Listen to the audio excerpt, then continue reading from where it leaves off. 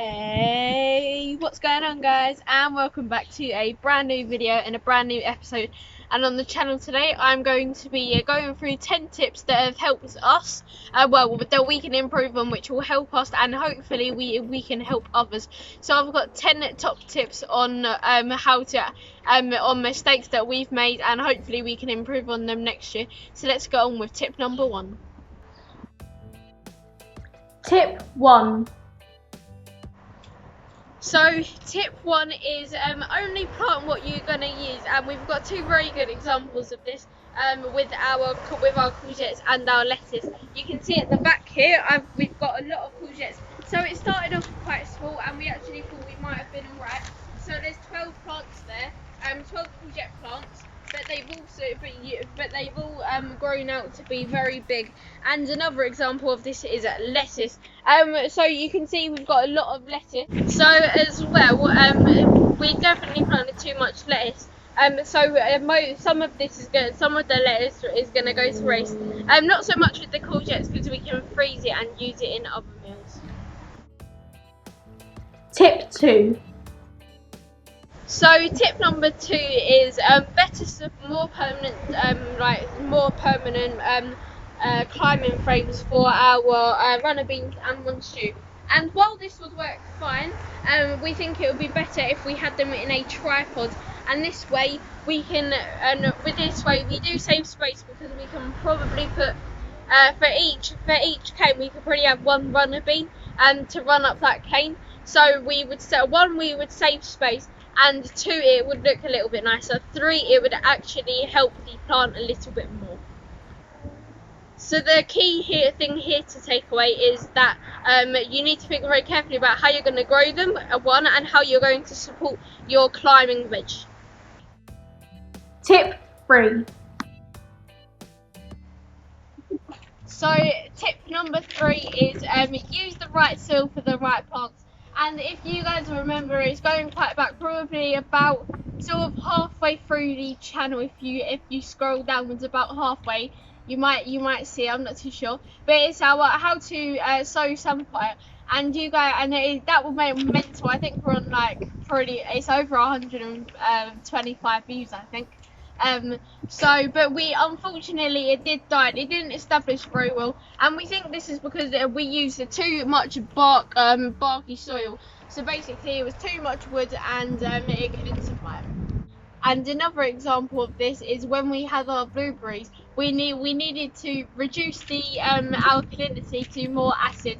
And we have been doing that, and we will probably do another test, probably not on video, but you would remember we did 2 methods of that, and those 2 methods are on this channel. One was with a red cabbage, and one was with some sulphur. Tip 4. So tip 4 is when you start gardening, you will make lots of mistakes, and this is perfectly normal. We have made tons of mistakes, like the samphire, where we put it in the wrong soil, like the blueberries, where we didn't make sure that our acid was acidy enough.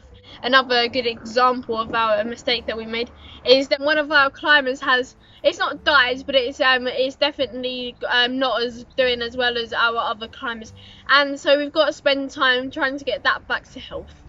And so I guess another tip you could take away from this, so it's a bit of a double whammy, is that you need to be observant. A good idea would be to go around your garden and create a list, and then slowly, maybe if you do 2 tips every week or something, or even 1 tip at the weekend, because I know a lot of people might be working, or some people might be doing homeschooling or whatever. So if you get maybe a job done at the weekend off that list, you can tick it off, and slowly but surely you will make your way down that list, and you'll find that your plants will love it, and you will love your garden even more. Tip 5. So tip 5 is when you come to supporting your brassicas, protecting your brassicas from, let's say, insects that might want to eat them. Make sure countering when they get taller and older. When they're young, it's okay. You would remember that we had a mesh netting and the net was about here, and you can see the tallest bit is up to here, and maybe even bigger on that one. So next year we'll need to think of a different method to support to protect our brassicas. So I guess another thing that you can take away from this tip is that you have to think, although when you plant them you might be thinking, oh, they're not going to get too big, it's my first attempt, I don't think they'll do too well. You need to think, so we didn't think everything was going to come through like it did. You need to think about the end game of you will, there is a chance that you might think, oh, I'm not going to do so well at this, but the chances are, if you treat and do it right, they will, and we can take away that from like our brassicas and our courgettes. They're getting too big, and that also kind of goes back to tip 1: only plant what you're going to use. Tip 6. So a very good tip is start a lot of things that you're going to sow in the greenhouse, which is just it's not literally behind me, but anyway, so yeah, it's behind me, but it's quite a bit behind. But I thought this would be a nice backdrop for the video. So but start a veg and plant off in the greenhouse, and this is because you get better germination, and that's what we have found. Tip 7. So tip number 7 is make sure you have better supports for your climbing veg, and this is a good example with our melons, and you can see there, and also our tomatoes. You can see this isn't very final. It's a little bit of bio stretch, which isn't technically gonna work for next, or like we can't then sort of, it's not going to really work in the long run once the plants get bigger, because they will and it will just cause quite a lot of stress on the bio stretch. I know it's called bio stretch, but in the long run this probably isn't what you'd want to be using. You'd probably want a more permanent solution, and you can see so it's sort of about tip number 1, only grow what you're going to use.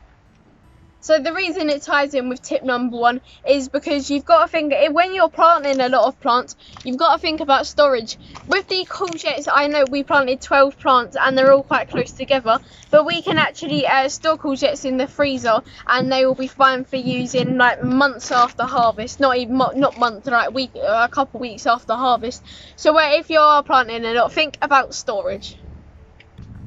And if you can't eat them quick enough, you also have to think about storage in that way as well.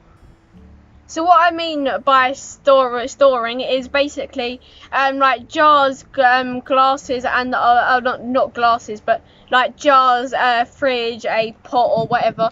You need to preserve them. You need to keep them in good health, and you also need to freeze them. Tip 8. So tip number, I think it's 8. Tip number 8 is garden and maintenance. So for a long time, well, in May it was no mow May, so that's why we didn't mow. But then we left it throughout June, and we only cut late June. So the grass was very long by then. And so if you leave like jobs that you've been saying you're gonna do for a long time, like I need to build a bee hotel for our solitary bees, and that's something that I've been putting off for a long time. It's got to be over like 2 months now that I've been putting it off for, but finally I think I am gonna build it. Not like this week, maybe next week, or like it will be in July sometime. I will be building it finally. But like you need to keep on top of your jobs and do them as pretty much as soon as they pop up. Otherwise you're gonna start not liking gardening, and you're gonna want to stop. Tip 9. So tip number 9 is make sure, so it sort of ties in with tip number 7, make sure you're keeping your plants protected from insects. And a good example of this is our dahlia. You can see it's a bit of an infestation of aphids, and we knew about this last weekend, but unfortunately because we ran out of time we didn't get around to it, and then we were busy doing other jobs in the week, or filming in the week. And so this weekend we need to get on top of that, or maybe not, maybe tomorrow or something. We need to come out with gloves and we need to squeeze as many of them as we can. Then we need to come out with the neem oil and spray the neem oil. Tip 10. And tip number 10 is the most important. Well, yeah, you could say that, yeah. Yeah, it sort of is. Have fun. You need to have fun, and this is the most important, because your garden will love you if you have fun, and you will love your garden. But that was a slightly different video on the channel, and there will be another one coming out very soon of this sort of type of video.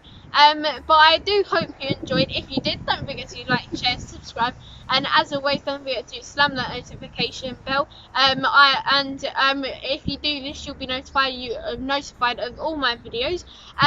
You guys have been commenting a lot recently on my videos, and I try to get around to everyone's comments as soon as I can. But sometimes I'm in bed and my dad replies to them, or if he's in bed, I try and reply to you guys in the morning as soon as my dad tells me about them, because I do like to comment to you guys. I do like to try and do it myself.